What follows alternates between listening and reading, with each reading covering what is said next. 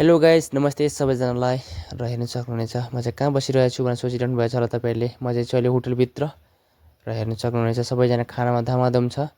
म र माताजी आइसकेको छु होटलमा। र किन आएको भन्दाखेरि म चाहिँ गरम गरम गोजा खान आइसकेको छु। होटल चाहिँ रहेछ क्वारी चोकमा र यहाँ चाहिँ बहुतै राम्रो राम्रो आइटमहरू भेटिन्छ गाइस।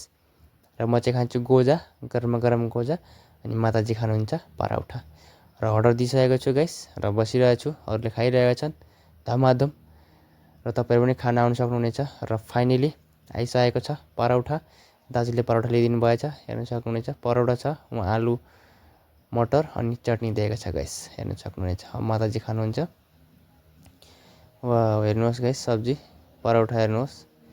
यहाँ चाहिँ किनकि राम्रो राम्रो आइटमहरू भेटिन्छ कि त्यसरी यिनी खानु आएका थियौँ हामी पनि।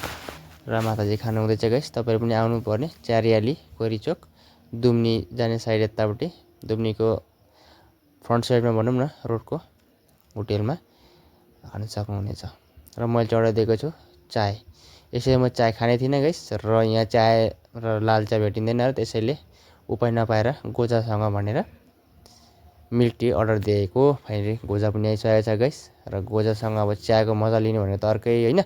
र तपाईँलाई कसलाई गोजा मनपर्छ गाइस भन्नुहोस् त। मलाई चाहिँ साह्रै नै मनपर्छ खाएर होइन। र तपाईँहरूको पनि कसलाई मनपर्छ ठक्कसँगले कमेन्टमा भनिदिनु होला गाइस। र फाइनली खाइसकेर बाहिर पनि आइसक्यौँ हामी, सक्नुहुन्छ। यो चाहिँ मेन हाइवे कोइरी चोक मुसलपुर जाने रोड हो गाइस, हेर्नु सक्नुहुनेछ। रोड पनि